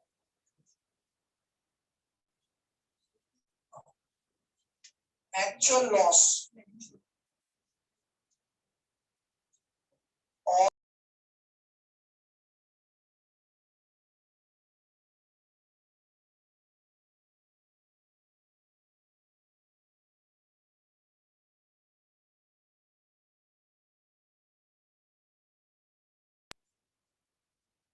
एक्चुअल लॉस और पॉलिसी अमाउंट व्हिचएवर इज, याद आ कुछ? मैं एग्जांपल देके समझा रहा हूं, कोई प्रॉब्लम नहीं। फैक्ट्री में 8 लाख के बुक्स है, पॉलिसी भी 8 लाख की निकली, लेकिन लॉस खाली सॉरी 8 लाख की पॉलिसी निकली, लॉस हो गया 5 लाख का। कॉम्पेंसेशन कितना मिलेगा? पॉलिसी भले 8 लाख की निकली है, लेकिन लॉस कितना हो 5 लाख, 3 लाख के बुक्स बच गए, कॉम्पेंसेशन 5 लाख का मिलेगा। अब उल्टा हो गया, अभी कितना मिलेगा? 5 लाख। तो कॉम्पेंसेशन का अमाउंट इज तुम्हारा जो भी नुकसान हुआ है वो, या तुम्हारी पॉलिसी का अमाउंट, दोनों में से जो अमाउंट, ये है इंडेमनिटी का। और ये भी शायद याद होगा कि ये प्रिंसिपल लाइफ इंश्योरेंस को अप्लाई नहीं होगा, क्योंकि लाइफ इंश्योरेंस में ये कैसे कैलकुलेट करेंगे? मुकेश अंबानी की जान की वैल्यू 5,000 करोड़, और पता नहीं किसी नत्थु गिरे की 5 रुपए 10 रुपए, ऐसा थोड़ी सकता है। इंसानी जान की वैल्यू थोड़ी हो सकती है, तो वहां पे खाली इतना पैसा ये नहीं है ना, ऑब्वियसली होनी भी चाहिए। गलत बात है कि नहीं होती इन रियलिटी, लेकिन होनी चाहिए। सब यहाँ होती है, एक्चुअली किधर होती है? हीरो सुसाइड कर लेता है तो 2 महीने न्यूज होती है, फार्मर सुसाइड कर लेते हैं कौन है, रोज होते हैं, वैल्यू किधर होती है? छोड़ो, ये क्लियर है? क्लियर है? एक जान जाती है, क्योंकि तो बवाल होते हैं, रोज फार्मर्स मरते हैं, छोटे बच्चे न्यूट्रिशन के डेफिशिएंसी से मरते हैं, और ये 5,000 कोविड के केसेस हुए नहीं गए दिल्ली के। WHO का प्रेशर होता है इसमें, और कुछ वर्ल्ड पॉलिटिक्स धीरे धीरे समझोगे। एक्चुअल लॉस और policy amount whichever is, this is the principle of indemnity. This principle is not applicable to life insurance, क्योंकि लाइफ की वैल्यू कैलकुलेट नहीं हो सकती। समझ में आया? हाँ बस तो इंडेमनिटी वही लिखा है, एक्सेप्ट लाइफ इंश्योरेंस वगैरह कुछ लिखा होगा ना।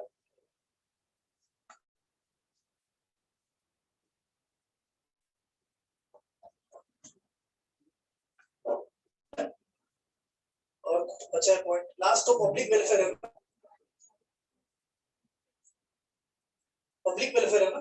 हाँ तो इंश्योरेंस पब्लिक वेलफेयर के लिए है, मेजरिंग पब्लिक वेलफेयर नहीं हो सकता। एंड ऑफ ग्रुप टाइम बचा है, मुझे लगा कि जल्दी हो जाएगा। हाँ टाइम लगेगा लेकिन नहीं लगा।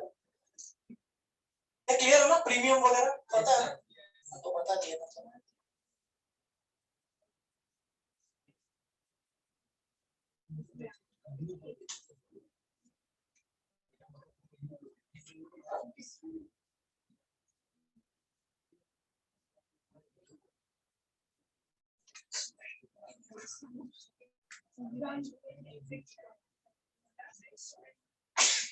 सॉरी तो उसके पहले वाला चेक कर,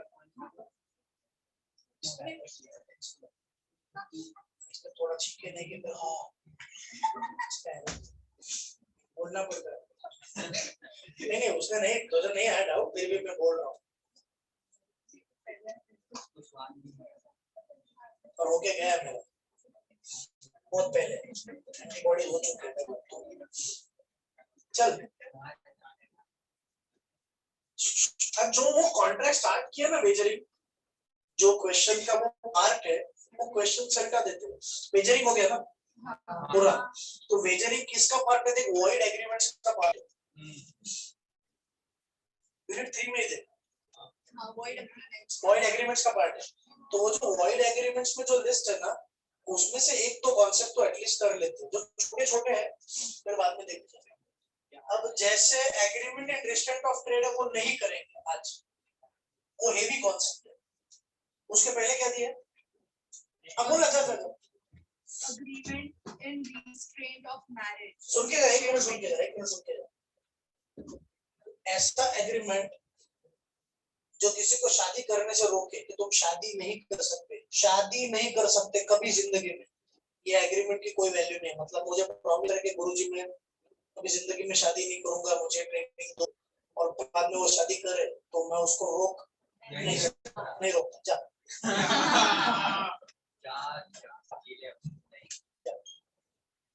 उतना सुन के जाएगा ना बच्चा। तेरे लिए नहीं मेरे लिए।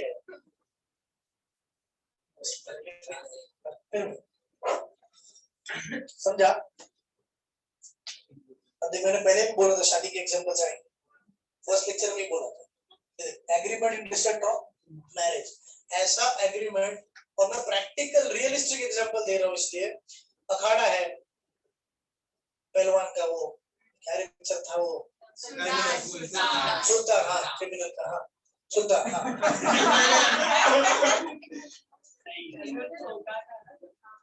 और क्या वो क्रिमिनल है ना, वो क्या बोलेंगे उसको, क्या भारत रत्न दोगे उसको? था ही नहीं ना वो गाड़ी में, बहुत चला रहा था गाड़ी, और दो सिगरेट हो नहीं समझा जाने दो, उसके का मूवी था छोड़ो। एनीवेज उसमें डिटेल में नहीं जाते। तो अखाड़ा है मेरा, मैं ट्रेनिंग देता हूँ। सपोज क्या सर कुछ तो रियलिस्टिक एग्जांपल, ठीक है उतना सीरियस नहीं। तो ये मेरे पास आता है कि मैं आपका चेला शागिर्द जो भी है बनना चाहता हूँ, और मैंने उसको बोला कि मैं फ्री में ट्रेनिंग दूंगा, उसका पैसे का सवाल नहीं है, पैसा तो बहुत है मेरे पास, तुमको ट्रेनिंग दे दूंगा। एक कंडीशन है, कसम खाओ बजरंगबली के सामने रह के कसम खाने में जो भी होता है वो सेरेमनी रिचुअल। जिंदगी में शादी नहीं करोगे, तो उसने बेचारे ने मान लिया। अब तब मैंने उसको ट्रेनिंग देना स्टार्ट किया, आप ये शादी करने जा रहे हैं, क्या इसको रोक सकते हो? नहीं रोक सकता, क्योंकि इस एग्रीमेंट की कोई वैल्यू नहीं है। ये तो रियलिस्टिक एग्जांपल हो गया। पेपर में लिखना, पेपर में तो एग्जांपल ही मत लिखना, सामने से आ जाए तो पता होना चाहिए। बहुत सारे कंपनीज से एग्रीमेंट्स बनाते हैं जब तक उसकी कोई वैल्यू नहीं होती, जब तक आप लोग हम लोग के फर्म में हो तो आप लोग शादी नहीं कर सकते। हाँ तो तब तक नहीं कर सकते, छोड़ दो ना कंपनी। एयरोस्टेस को होता है, एयरोस्टेस को होता है, लेकिन ऐसा नहीं बोल सकते, ऐसा होता है। ऐसा नहीं बोल सकते कि 2 साल तुमको अलाउड ही नहीं है, और ऐसा नहीं बोल सकते सुन ना, करेक्ट है पॉइंट, सुन ना मेरी बात तो सुन।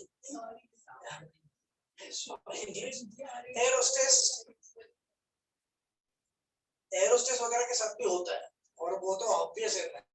मेरा कैलकुलेशन होता है अगर मैं एयरलाइन कंपनी का मालिक हूँ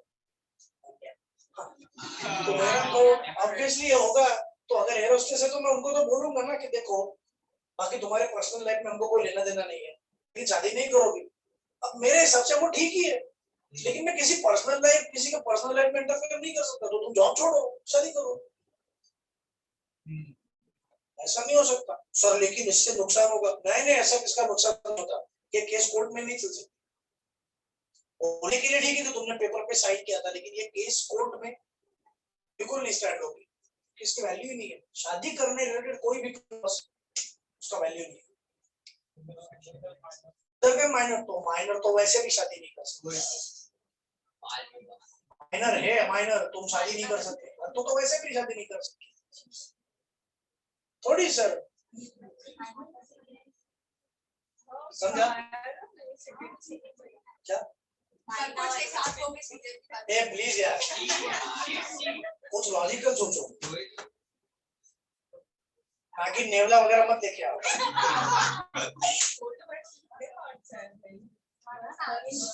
नहीं वो तो क्या, चलो क्लियर, ये क्लियर पक्का। क्या लगता है ये अलाउड है चाइल्ड मैरिज? लेकिन अगर हो गया होगा तो नहीं समझा, चलो छोड़ो सोचो इसके ऊपर।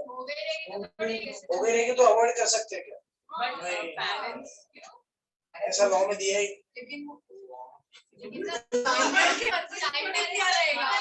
चाइल्ड मैरिज इलीगल है, बिल्कुल लीगल है।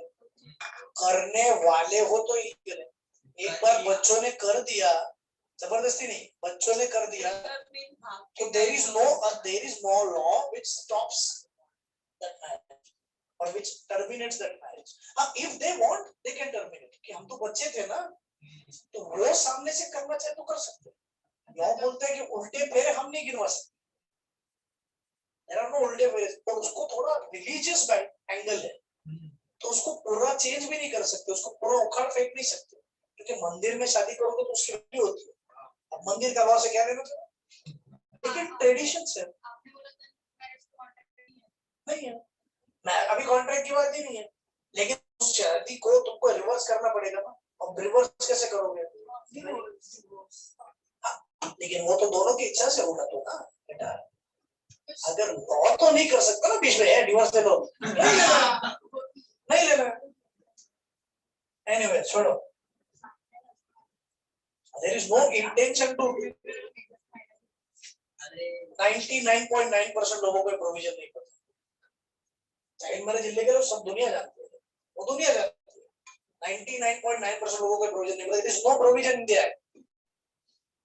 See, police can restrict the couple from marrying, but once they marry, there is no law which terminates their marriage.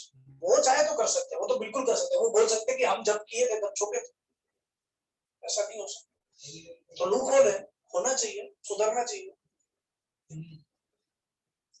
चलो आगे बढ़े। ढांचे देने के लिए इससे तो होने चाहिए, कभी किसी से बात करोगे लीगल नॉलेज के बारे में तो पता तो होना चाहिए कि देखो हमको कितना नॉलेज है, अदर देन दिस थिंग्स। ये तो है ही एडिशनल भी। चलो आगे बढ़ो, नेक्स्ट पॉइंट। सुन इसलिए ये उसको एक और रीजन था, उधर क्या दिया, एक्सेप्ट माइनर। समझा? मतलब इन शॉर्ट माइनर शादी कर सकता है, नहीं एक्चुअली कर सकता है, और उसको रोक भी सकते हैं, उसको रोक भी सकते हैं, इसलिए लाइन दिया है। इसीलिए मैंने एक्सप्लेनेशन दिया कि माइनर शादी कर सकता है लेकिन उसको रोक सकते हो, एग्रीमेंट वैलिड है। ये उसका रियल मीनिंग है। मैंने पहले ऐसे ढांचे देने के लिए बोल दिया कि माइनर तो वैसे भी शादी नहीं कर सकता, कर सकता है और उसको रोक भी सकता है। बाकी किसी को भी, सब लोग रोक सकते हैं, तू भी रोक सकती है, कोई भी रोक सकता है, सबको पावर दिया है। अगर तुम्हारे सामने कुछ गलत हो रहा है, कोई किसी का खून कर रहा है, रोकोगे नहीं, कोशिश तो करोगे ना। वही बिल्कुल करना चाहिए, मैंने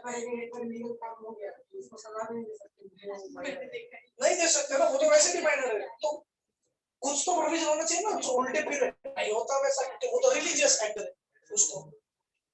सब तो कोर्ट मैरिज करके है भाई, कोर्ट में कैसे माइनर जाएंगे, कोर्ट में तो जा ही नहीं सकते ना। अगर चाइल्ड मैरिज होगा तो मंदिर में होगा, अब मंदिर के अगेंस्ट बोलोगे तो रिलीजन वाले भड़क जाएंगे, तो इसीलिए वो सेफ गेम खेला है, बोल दिया इलीगल है, सजा तो दे नहीं सकते बच्चों को।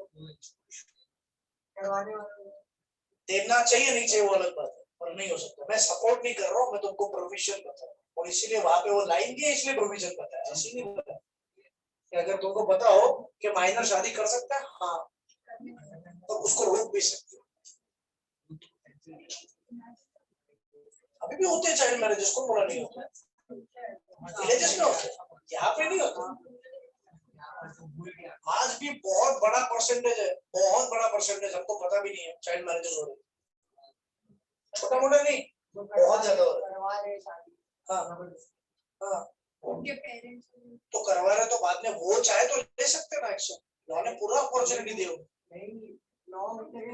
ले सकता है ना, उनको भेज सकते हैं, वांटेड को भेज सकते हैं जेल में, भेजना भी चाहिए, लेकिन उनको भेजने से, और उनको तो भेजना चाहिए, नहीं तो क्या सब लोग करेंगे, उसको एक्शन ही नहीं लेगा, रिस्क ले लेते हैं, आ जाएंगे पुलिस वाले बोलेंगे सॉरी सॉरी गलती हो गई, वापस नहीं करेंगे, अब चीज थोड़ी दोगे हमारे बच्चों को हमारे से, तब वापस कर लेंगे।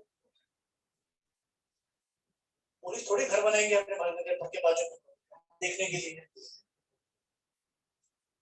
समझा? तो शादी कर सकते हैं, हाँ कर सकते हैं, रोक भी सकते हैं, इसलिए वो सेंटेंस है एक्सेप्ट माइनर, तो रॉन्ग नहीं है सेंटेंस, रॉन्ग सेंटेंस का लॉजिक है, क्लियर? पक्का? I don't want to suggest anything, yes मैं तो फिर हाँ, मैं कुछ सजेस्ट वगैरह नहीं कर रहा हूँ, मैं सिर्फ बोल रहा हूँ कि लॉ में क्या प्रोविजन और वो क्यों दिया है नहीं।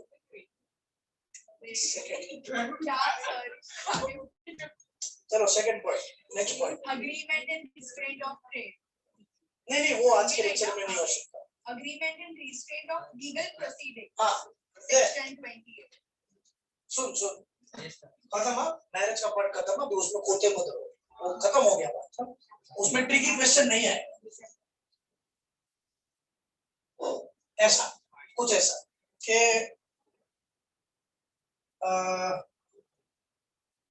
सुनो पहले सुनो, कोर्ट में जाके केस फाइल करना ये राइट सबका होता है, मतलब I can go to the court, he can go to the court, सब लोग कोर्ट में जा सकते हैं, बेसिक राइट है सबका।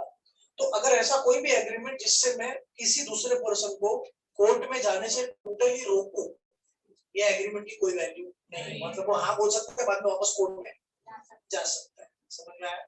I cannot totally restrict a person from going to the court and file any action or take any action against me. If I enter into such agreement, then this agreement does not have any value. बुद्धि में जाए, ये void है।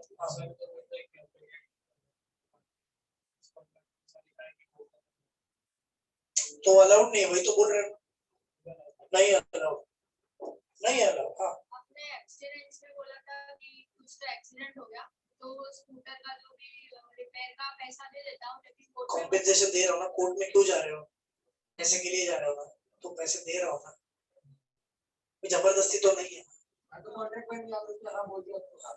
हाँ वो अलग, कोई already contract हो गया था, ऐसा कोई भी कॉन्ट्रैक्ट जो टोटली दूसरे पर्सन को कोर्ट में जाने से रोके, वो वॉइड बोल रहे हैं, मतलब तुम एक्शन ही नहीं ले सकते।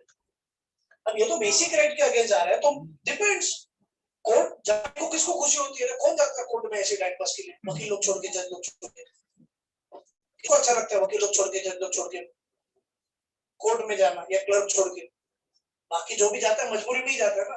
अरे भाई डिपेंड, तुम चांस ही मत दो, हम क्यों जाएंगे कोर्ट में, छोटा मोटा तुम पेमेंट में डिले करोगे तो हम थोड़ी नेक्स्ट डे पे कोर्ट पे जाएंगे, अभी कोई सीरियस प्रॉब्लम होगा तो ही बंदा कोर्ट में जाता है, तो तुम रोक नहीं सकते जी, तुम रोक रहे हो इसका मतलब गड़बड़ है, समझ में आ रहा है?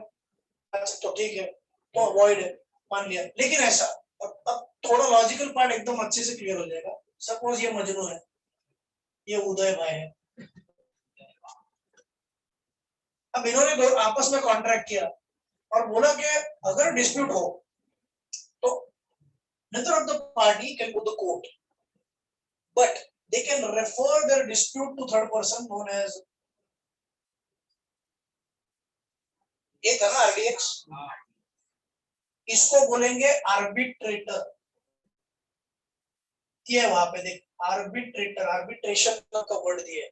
दो एक्सेप्शन है और दोनों एक्सेप्शन में कॉमन पॉइंट है आर्बिट्रेशन। समझ में आ जाएगा तेरे को, टेंशन नहीं है। दोनों पॉइंट्स में एक्चुअली एक ही एक्सेप्शन, दोनों ही एक्सेप्शन, एक ही एक्सेप्शन, दोनों में क्या है आर्बिट्रेटर। क्या उनको मजदूर वगैरह को कोर्ट में जाने से रोक रहे हैं, अवॉइड है ना सर, लेकिन सॉल्यूशन तो दे रहे हैं। जैसे मैंने उसको बोला ना, मत जा, पैसा चाहिए ना, क्यों जाना है तेरे को कोर्ट में, पैसे के लिए ना, दे रहा हूँ ना, हाँ तो क्यों जाएगी, आगे इसका काम आगे इसका क्या काम ये डिसीजन देगा। अब ये जो डिसीजन देगा, दोनों इसके दोनों भक्त है ना इसके, तो ये जो डिसीजन देगा वो मुझे को भी मंजूर होगा, उदय को भी, और जबरदस्ती थोड़ी है, म्यूचुअली डिसाइड हो रहा है, म्यूचुअली डिसाइड हो रहा है ना दोनों के बीच, चलेगा। Now he will act as an arbitrator. और इसको ज्यादा पता होगा मेरे कॉन्ट्रैक्ट के बारे में, कोर्ट से भी इसी को ज्यादा पता होगा ना, सेम लाइन, और गॉडफादर दोनों का।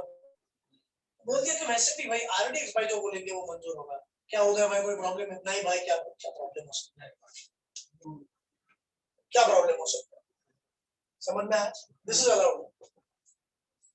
तो एक में दिया है कि you can refer dispute to arbitration, it is allowed. और दूसरे में दिया है कि अगर इसका कुछ कॉस्ट वगैरह है डिसाइड करना, या अवार्ड है, अवार्ड दिया होगा, देख वर्ड दोनों तरह, दो पॉइंट कोई पढ़ लो ना प्लीज, पढ़ना प्लीज, दोनों exceptions. However, there are certain exceptions to the above. A contract by which the parties agree that any dispute between them in respect of any subject shall be. Sorry second point पहले पढ़, sorry. Similarly, a contract by which the parties agree to refer to arbitration any question between them which has already arisen or which may arise in future is already हो गया dispute, कोई problem हो गया या हो सकता है, ऐसे केस में हमने पहले डिसाइड कर लिया कि हम किधर जाएंगे, आर्बिट्रेटर के पास। ये अलग है। सर, अगर आर्बिट्रेटर ने एक के फेवर में डिसीजन दिया और दूसरे को नहीं चला तो कोर्ट में अपील कर सकते, तो हायर कोर्ट का, लोअर कोर्ट के अगेंस्ट हायर कोर्ट में भी तो जा सकते हैं। पर अगर अपील में नहीं जाओगे ना तो मानना पड़ेगा डिसीजन, तो मानना पड़ेगा डिसीजन। हाँ बोल, तो दूसरा फर्स्ट पॉइंट पढ़ो। a contract by which the parties agree that any dispute between them in respect of any subject shall be referred to arbitration and that only the amount awarded in such arbitration shall be recoverable is a valid कुछ समझा? मतलब अगर कोई compensation की amount है तो वो ये जो अवॉर्ड करेगा, अवॉर्ड मतलब डिसीजन, आर्बिट्रेशन का अवॉर्ड मतलब डिसीजन, याद रखो, आर्बिट्रल अवॉर्ड मतलब आर्बिट्रेशन का डिसीजन, वो जो देगा वो दोनों को मंजूर होगी। तो दो पॉइंट क्या है, एक तो दोनों डिस्प्यूट के बलि किधर जाएंगे, आर्बिट्रेटर के पास। दूसरी बात, जो आर्बिट्रेटर अमाउंट सुनाएगा, डिसीजन देगा, वो दोनों को मंजूर होगा। इस चीज का एग्रीमेंट बना है, ये एग्रीमेंट वैलिड है। क्लियर है? क्लियर है ना? कोई डाउट? तो मैं होता तो मैं सेकंड पहले लेता, क्योंकि उधर पहले पता चलता है कि भाई रेफर कर सकते हैं डिस्प्यूट आर्बिट्रेटर को, और फिर बाद में ये जो डिसीजन सुनना है वो दोनों। डिसीजन नहीं लिखने का पेपर में अवार्ड लिखना है, या आर्बिट्रेटर कोई भी होता है कोई भी हो सकता है। आर्बिट्रेशन कंसीलिएशन एक्ट 1996 नाम का एक्ट है, जो तुमको सिलेबस में नहीं हुआ, फाइनल में भी नहीं हुआ, कोई भी हो सकता है, कोई भी अपॉइंट कर सकता है और तुम भी कर सकते हो। अब बस तुम्हारे डिस्प्यूट में उसको नॉलेज होना चाहिए, और क्या, और कुछ बचा पॉइंट उससे related? agreement the meaning of which is uncertain. ये तो ऑलरेडी हो चुका है ना। Section 29. अनसर्टन है कौन सा ऑयल, वो स्पेसिफाई नहीं किया था। वही एग्जांपल चेक करो, ऑलरेडी के लिए पढ़ लो एग्जांपल, वही टेंशन मत लो, वही हो। अब थर्ड यूनिट का निकाल लो, सॉफ्ट कॉपी से भी देख सकते हो, अगर ऐसा कुछ आने वाला है मॉडल तो वो भी हो सकता है।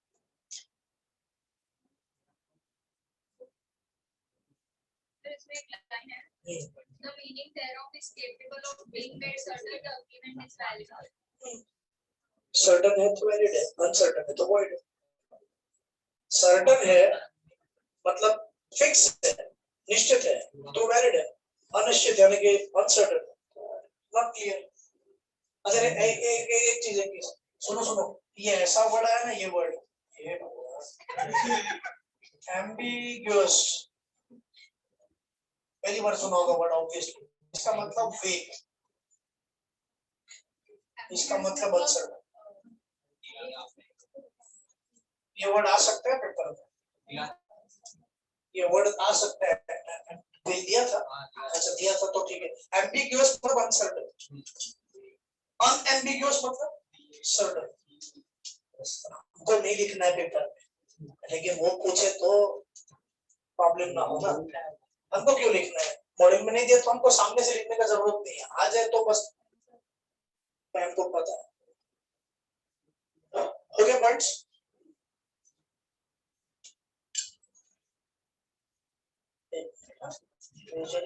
उसके पहले मैरिज हो गया, ट्रेड तो नहीं होगा अभी।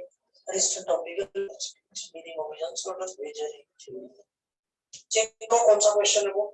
एक्सप्रेसली डिक्लेयर्ड वॉइड एग्रीमेंट मिला, एक्सप्रेसली डिक्लेयर्ड, पेज 1.62 पे बॉक्स है ना, बॉक्स प्लीज जरा बॉक्स चेक करो। खाली इंटरेस्टेड ऑफ ट्रेड छोड़ के बाकी सारे पॉइंट्स हटा देते हैं, मतलब पता है ऑलरेडी। फर्स्ट पॉइंट क्या है, मेड बाय इनकॉम्पिटेंट पार्टीज, मतलब भाई convict, foreign sovereign ambassador, alien enemy, minor, person of अनसर्व mind, ये सब क्लियर है। तो फर्स्ट पॉइंट हो गया। सेकंड, ये हुआ नहीं है, सुन सुन सुन, बायलैटरल मिस्टेक अभी तक हुआ नहीं है, यही यूनिट में होगा तो देखा जाएगा, मतलब दोनों पार्टी से मिस्टेक हुआ है, अभी नहीं समझेगा बाद में कर लेगा। थर्ड पता है, कंसिडरेशन ही अनलॉफुल है या ऑब्जेक्ट अनलॉफुल है तो वॉइड ही होगा, because all illegal agreements are void. Next, वो तो हो गया। नेक्स्ट, ट्रेड, मतलब सुन लो, अभी डिटेल में नेक्स्ट लेक्चर करेंगे क्योंकि वो अभी नहीं हो सकता। ऐसा एग्रीमेंट जो किसी को ट्रेड करने से रोके, वॉइड है। अब ट्रेड करना, बिजनेस करना हर एक का पर्सनल राइट है, तो मैं इसको बोलूं कि तू बिजनेस नहीं कर सकती, ऐसा थोड़ी चलता है। ऐसा वॉइड है, कुछ कुछ एक्सेप्शन है उसमें, तो वो एक्सेप्शन की वजह से मैं बोल रहा हूँ कि आज के लेक्चर में वो नहीं हो सकता, क्योंकि उसके ऊपर काफी ज्यादा आर्ग्यूमेंट्स भी होंगे, तो एटलीस्ट आधा घंटा तो जाएगा। नेक्स्ट, ये तो हो गया।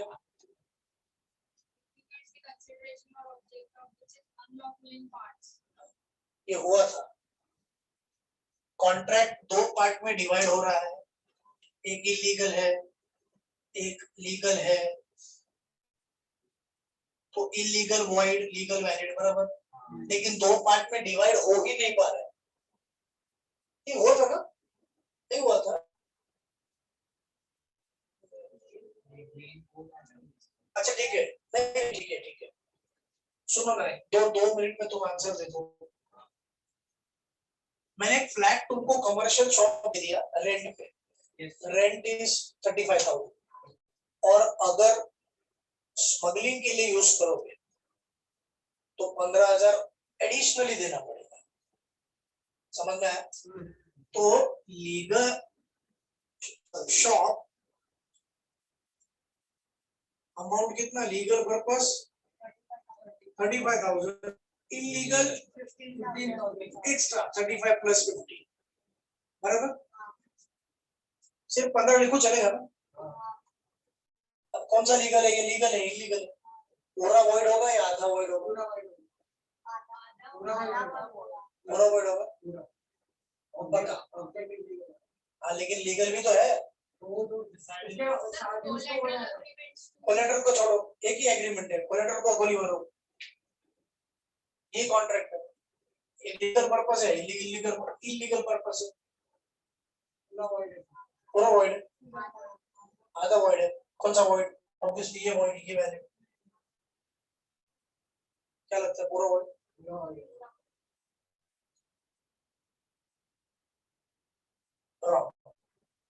आधा वॉइड आधा वैलिड, हमेशा थोड़ी राइट जाएगा।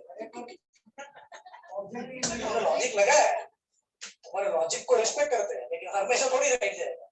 अरे भाई देखो बात समझो, ये इसको कट कर दो, अब तो लीगल हो जाएगा ना। तो कॉन्ट्रैक्ट ये बोलता है कि if the contract is divided into two parts, one is illegal and the other one is legal, then illegal part को अवॉइड करो, बचा हुआ पार्ट तो वैलिड कर सकते हैं ना पार्ट, तो उसको कर दो।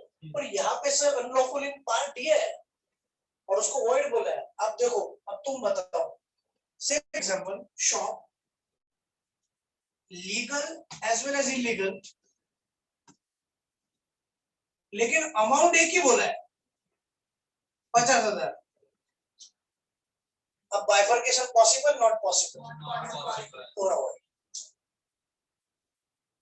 अनलॉफुल इन पार्ट है but the bifurcation is not possible between legality and illegality, तो इसलिए पूरा वॉइड। तो ना उसमें भयंकर सेंटेंस दिए, हम सिंपल लिखेंगे if the contract is divided into two parts, it is contract is each separate suppose, and it is unlawful in part, the entire transaction is void. समझ में आया? दो पार्ट में देखो, अनलॉफुल इन पार्ट है, थोड़ा valid भी है, लेकिन बाइफर्केशन पॉसिबल नहीं है ना। बोला ना मैंने, लीगल भी है, इलीगल पर्पस के लिए भी है, लेकिन कंसीडरेशन से एक ही दिया 50,000, तो उसको बाइफर्केशन इम्पॉसिबल है, तो पूरा वॉइड था। लेकिन यहाँ पे तो बाइफर्केशन पॉसिबल था ना सर। हम लोग बाद में वापस करने वाले हैं, यूनिट 4 में वगैरह हो जाएगा, ये वापस आएगा, ये वापस आएगा, टेंशन मत लो। अभी 100% क्लियर नहीं हुआ तो तभी हो जाएगा, लेकिन अभी समझ में आया ना। मैं रिपीट करूंगा ये पॉइंट, आने वाला है, ठीक है। और कुछ बचा है एग्रीमेंट? हाँ, तो नो कंसिडरेशन नो कॉन्ट्रैक्ट, तो इक्वेशन में भी था ना कंसिडरेशन, है ना। Offer plus acceptance equals to promise, promise plus consideration equals to agreement, agreement plus enforceable by law equals to contract. तो कंसिडरेशन ही नहीं है तो कॉन्ट्रैक्ट तक बात आगे बढ़ेगी नहीं। नो कंसिडरेशन नो कॉन्ट्रैक्ट, बराबर। अरे वो जो भी है, क्लियर? और कुछ बचा? क्लियर है, बता दिया ना, नॉट क्लियर हो गया। हाँ, एग्रीमेंट टू डू लिखा है, इम्पॉसिबल एक्ट, वो तो हुआ है ना। हाँ, वो तो वॉइड ही है, बस खत्म। ले रहे भाई जल्दी हो तो। अच्छा हाँ सॉरी, वापस ये मेरे लिए भी ठीक है।